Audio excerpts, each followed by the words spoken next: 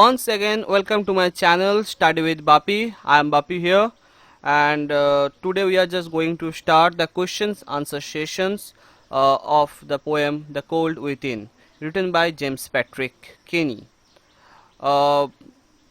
दो poem hurt of the tree and daffodils का जो क्वेश्चन आंसर सेशन है वो हम लोग ऑलरेडी ख़त्म कर चुके हैं और उसका वीडियो मैं मेरे YouTube channel study with Bapi में अपलोड भी कर चुका हूं।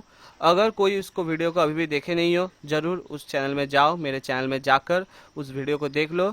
वो दोनों वीडियो का जो लिंक मैं डिस्क्रिप्शन बॉक्स में दे देता हूँ और आई बटन में तुम देख सकते हो, तो वहाँ से तुम लोग ज़रूर उस वीडियो को फॉलो करो, लाइक करो और अपने दोस्तों के साथ शेयर करो। तो चलो हम लोग स्टार्ट करते हैं the question answering sessions of the poem the cold within written by James Patrick Kinney. तो कम यहाँ पर हम लोग देख पा रहे हो, जो यहाँ पर स्क्रीन में आ गया है क्वेश्चन आंसर्स। और पहला जो चीज़ मैं बोलना चाहता हूँ, जो कॉम्प्रिहेंशन पैसेज में देख पा रहे हो, यहाँ पर जो फर्स्ट पैरा है, 6 humans trapped by habitants in black and bitter cold, each one possessed a stick of wood or so the story is told। तो ये जो कविता में हम लोग देखे थे और मैं इसके बारे में डिस्कस भी किया था कि एक्चुअली यहाँ पर जो 6 आदमी जो एक जंगल में accidentally they are just they are meeting with each other, तो वहाँ पर हम लोग देखे थे जेम्स पैट्रिक केनी का एक बहुत आयरनिक एक पोएम है ये द कोल्ड विद इन। तो उसका क्वेश्चन नंबर 2 से हम लोग इसका क्वेश्चन आंसर स्टार्ट करेंगे। तो चलो we are just starting. What does happenstance means? Happenstance का मतलब जब होता है, एक्चुअली हैपेंटेंस का मतलब मैंने बताया already, accidentally. That means an event that might have been arranged through although it is accidental. जो एक्सीडेंटली कुछ हो रहा है, जिसको दैट मीन्स इंटेंशनली नहीं, अनइंटेंशनली जो हो रहा है, जिसको हम बोलते हैं हैपेंटेंस। Why does the poet use this diction? क्यों ये डिक्शन को कवि ने यूज किया है, हैपेंटेंस के बारे में क्यों बताया गया है? The use of diction is important because by saying that it is accidental। तो इसका जो एप्लीकेशन यहाँ पर, जो डिक्शन का यूज यहाँ पर करा गया है, दैट इज एक्सीडेंटल बताने के लिए। Yet almost seems arranged it gives the reader a sense that they are suppose to be there. वो लोग वहाँ पर रह सकते हैं और वो लोग वहाँ पर जा सकते हैं। तो that's accidentally it's happening there. So just to clarify the thought, उसके लिए कवि ने ये जो डिक्शन है इसको वहाँ पर यूज़ किया है। Word is suggested by the use of the word trapped. Trapped का मतलब क्या है? तो the word trapped suggest that they do not want to be in the situation but they can not escape. वो लोग खुद नहीं चाह रहा था कि एक सिचुएशन में, ऐसे सिचुएशन में वो लोग पड़ जाए, लेकिन ऐसा सिचुएशन जब पड़ गया वो वहाँ से भाग नहीं सकता, चला just they can not escape, वहाँ से भाग नहीं सकता वहाँ से। So explain the symbolism used by the poet. ये जो कविता है इसमें जो सिम्बोलिज्म को यूज़ किया गया है वो क्या है? Actually, the poet uses symbolism to show that it was the coldness of their hearts which extinguished the fire of the life। तो यहाँ पर बोला गया है जो actually the which extinguished the fire of life। तो fire of life का मतलब क्या है ना? actually यहाँ पर बताया गया है जो जीवन है, वो हम लोग का जो जीवन है वो एक टाइप का fire of life ही है। क्यों? Because the fire which symbolized hope and acceptance। fire का मतलब क्या होता है? hope, आशा एंड एक्सेप्टेंस, कुछ एक्सेप्ट करने का कोई तरीका। Might have saved the characters but the refuse to shun their prejudices and let it die the sealing their own doom. तो एक्चुअली यहाँ पर जो बताया गया है, एक्चुअली जो यहाँ पर जो आग था, जो एकमात्र उपाय था उस ठंड से, उस कोल्ड विंड से बचने के लिए, लेकिन उस लोग का जो आदमी वहाँ पर 6 आदमी था, उसके अंदर जो कोल्ड विंड था, जो कोल्ड था, वो जो ठंड था, जो बिटरनेस था, वो उस लोग को बचने नहीं दिया। जो प्रेजुडिस था वो उस लोग को बचने नहीं दिया। That is why they are dying. वो लोग सब मर गए थे। एंड नेक्स्ट क्वेश्चन में जाते हैं। What do the logs denote? यहाँ पर लॉग्स का मतलब क्या है? Actually log symbolizes each character and how they couldn't bring themselves to give the fire their wood in order to save all of them। तो लॉग यहाँ पर हर एक कैरेक्टर को सिम्बोलाइज कर रहा है। जैसे वो कभी भी अपना लॉग जो है वो आग में नहीं देगा। That means they will never just क्या बोलता है, अपना मन में जो एक्चुअली जो बिटरनेस है, जो हेट्रेड है दूसरों के लिए, they will never give up, they will never give up, that is why यहाँ पर जो लॉग का मतलब यही बताया गया है। Next question, which scene is hinted at in this lines, कौन सीन को यहाँ पर बताया गया है? Racial, that racial discrimination as hinted there. The first man does not give his stick because he does not want to slave a black mart. जो काला आदमी को नहीं बचा सकता, वो जानता था जो काला आदमी, मैं मर जाऊँ ठीक है, दैट डजेंट मैटर, लेकिन वो काला आदमी जो है उसको मैं बचने नहीं दूंगा। So what does the phrase six humans signify? तो six humans actually it almost that is talking about all humans. Six humans का मतलब क्या है? हर एक जो संप्रदाय, हर एक धर्म का जो आदमी है उसके बारे में बताया गया। It's symbolizes like that, so he is talking about all humans and if he would have said people then we might have different associations with the word. People अगर बोलता तो प्रॉब्लम हो जाता, तो कास्ट क्रीड उसका matter करता है यहाँ पर, लेकिन सिक्स ह्यूमंस को बताया गया है, that means he almost is talking about the all humans. So इसके बारे में यहाँ पर बताया गया है। नेक्स्ट पैरा में जब हम देखेंगे एक एक करके एक आदमी, जहाँ पर हम लोग देख रहे हैं उसका कास्ट और उसका अपना जो रिलीजियन, तो उसमें एक एक बाधा आ रहा है उसके लाइफ में, और वो सोच रहा है ये मेरे कास्ट का नहीं है, मैं क्यों इसको ये करूँ वो करूँ, उसको बचाऊँ। तो that is the word, that is the meaning that's have been clarified by the poet here. So हम लोग सेकंड क्वेश्चन से आते हैं। In stanza 3 Why did the man refuses to use his stick of wood?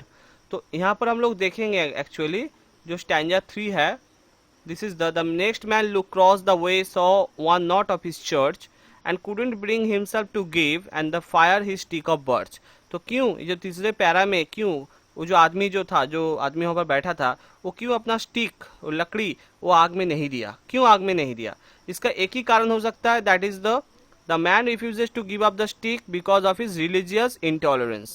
जो मैंने बताया religious का problem है, तो मैं क्रिश्चियन हूँ, वो तो क्रिश्चियन नहीं है, तो क्यों मैं उसको बचाऊं? जब वो देखा the man not belonging to his church, वो जो आदमी था वो उसका चर्च का आदमी नहीं था, that means he is not similar caste, he doesn't belong to the similar religion, so that is a religious intolerance. Okay, next we are coming to the question number 3. Why did the third one refuse to use his stick of wood? क्यों जो तीसरा व्यक्ति था वो अपना जो stick of would था वो क्यों रिफ्यूज किया? तो अगर थर्ड वन के बारे में बताऊं, यहाँ पर हम लोग पैसेज में फिर जाते हैं। The third one sat in tattered clothes, he gave his coat a hitch. Why should his log be put to use to warm the idle rich? तो यहाँ पर हम लोग देख सकते हैं ये जो चीज़ है इसके बारे में बताया गया है, द आइडल रिच के बारे में।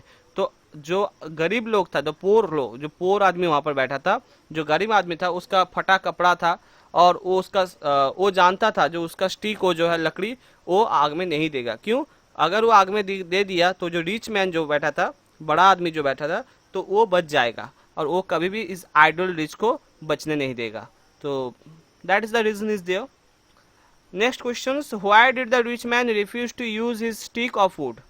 क्यों वो जो रिच मैन था वो अपना जो लकड़ी क्यों आग में नहीं दिया? तो उसमें फिर हम लोग को जाना पड़ेगा पैसेज पर। अगर हम लोग पैसेज पे जाएं तो देखेंगे the rich man just sat back and thought of the wealth he had in store. जो उसके पास उसका स्टोर में जो वेल्थ है उसके बारे में वो सोच रहा है।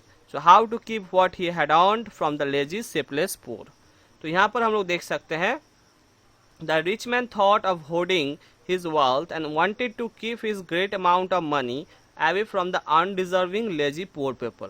वो अपना जो वेल्थ है, अपना जो संपद, अपना जो मनी है उसका जो स्टोर में वो रखा है, तो actually he doesn't want to lose it, वो नहीं चाहता, क्योंकि वो जानता है ये जो लेजी पोर पीपल है ये उसका मनी हो तो उससे ले लेगा। तो ये जो उसका जो अनडिजर्विंग लेजी पोर पीपल, तो उसके बारे में जो रिच मैन का जो थॉट है, इसके लिए ग्रेट अमाउंट ऑफ मनी उसके पास है, उसको जाने नहीं देगा, उसको वो हराना नहीं चाहता है। इसलिए वो सोचा कि मैं अगर ये लकड़ी को दे दूँ आग में तो वो जो लेजी पोर पीपल है वो तो वहाँ से बच जाएगा। अगर वो बच जाएगा, अगर वो मेरा जो मनी है, मेरा जो संपत्ति वेल्थ है उसको ले ले तो क्या होगा, मैं उसको बचने नहीं दूंगा।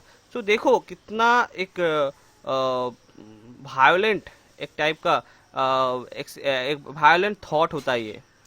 सो चलो नेक्स्ट क्वेश्चन में हम लोग आते हैं। Which is the symbol word used in this lines? The word use is stick, symbol was is stick. Question number 6. To what purpose are the symbol words used repeatedly? The symbol words are used repeatedly for emphasis. Emphasis का मतलब होता है जोर देना, जोर करना, जो just उसको जस्ट जोर करके बताने के लिए स्टिक के बारे में बता रहा है. हाँ, तो यहाँ पर हम लोग देखते हैं. तो just come to the next stanza 6, 7 and 8. यहाँ पर हम लोग देखेंगे एक ब्लैक मैन का जो बात है उसमें, और लास्ट मैन क्यों नहीं दिया, और उसके बाद में वो जो इतना जो ये जो स्टोरी था इसका जो एंडिंग है वो कैसा रहा, तो उसके बारे में हम लोग देखते हैं. क्वेश्चन नंबर 2 से आते हैं. Why did the black man refuse to use his stick of wood? क्यों जो काला आदमी था वो अपना जो वुड था, स्टिक ऑफ वुड, क्यों रिफ्यूज किया था? तो just come back to the stanza number 6 and there's we can see it. The black man's face bespoke revenge. वो revenge चाहता था. As the fire passed from his side, for all he saw in his stick of wood was a chance to spite the white. तो अगर वो दे दे आगे में तो वो व्हाइट आदमी क्या होगा, बच जाएगा.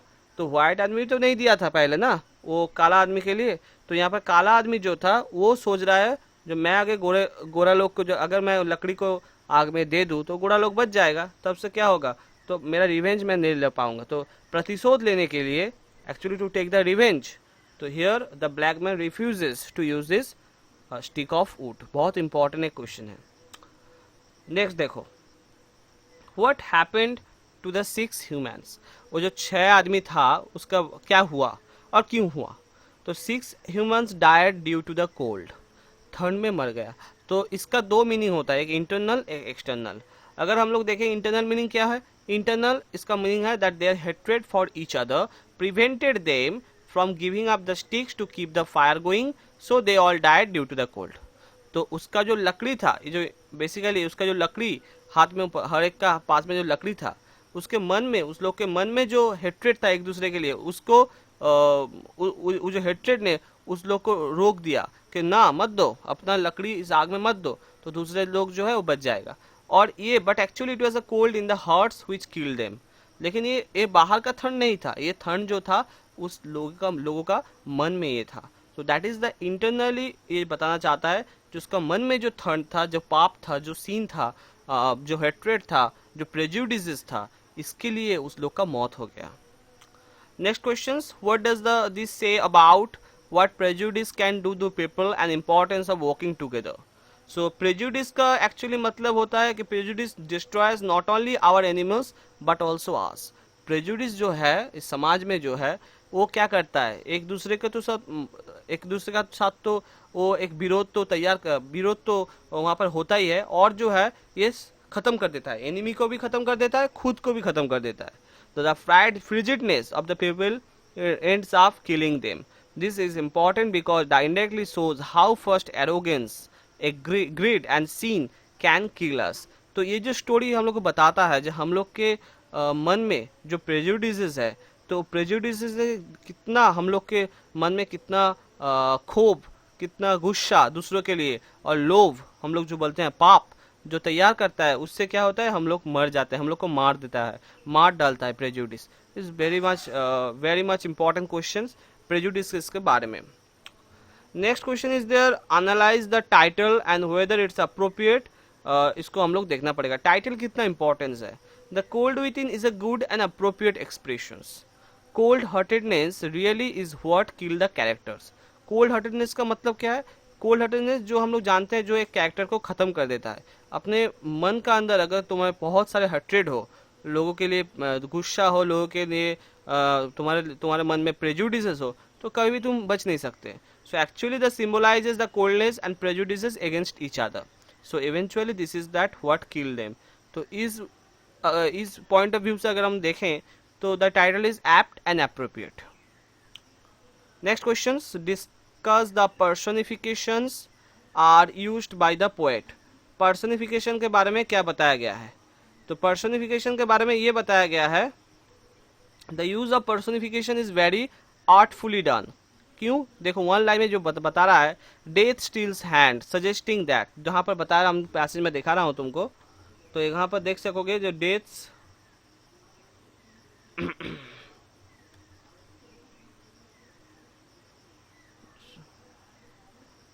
still hand suggesting the death is person who now essentially wants 6 people. तो death still hand suggesting क्या करता है, तो death एक person है, जो मौत एक आदमी है जो क्या किया, उस 6 आदमी को लेके चला गया. तो डेथ स्टील्स हैंड यहाँ पर पैसेज में हम लोग देख सकते हैं जहाँ पर कि क्या किया, और डेथ स्टील हैंड ने the logs held tight in death steel hand. जो मौत था वो उस लोगों के हाथ से वो जो लकड़ी उसको फैलने नहीं दिया, उसको उस आग में देने नहीं दिया. तो ये जो चीज़ डेथ को यहाँ पर पर्सनिफाई किया जा रहा है as a with a people. So that is the personifications is has been used by the poet. So who are they referred to here? यहाँ पर they किसको बताया जा रहा है, who are they? So they referred to 6 men in a group. ये तो हम लोग जानते हैं, ग्रुप में जो 6 आदमी था उसके बारे में बताया जा रहा है. और who are they? They were all caught in the extreme cold weather, sitting near a dying fire. जो बैठा था एक बुझे एक आग के पास, वो बैठा था वहाँ पर. What were the logs in their hands? What was the significance? The logs in their hands were sticks of woods. हम लोग जानते हैं. और जो logs का जो significance है, that is to fuel the dying fire, to that or that there was no hope for the survival. तो यहाँ पर बताया जा रहा है जो आग बुझ रहा था, अगर वो क्या था, उसका जो लास्ट होप था, अगर वो लकड़ी उस आग में डाला जाता तो आग फिर से जल जाता, वो लोग बच जाते. लेकिन एक्चुअली यहाँ पर जो बताया जा रहा है जो उस लोग के पास बचने के लिए लास्ट होप था वो.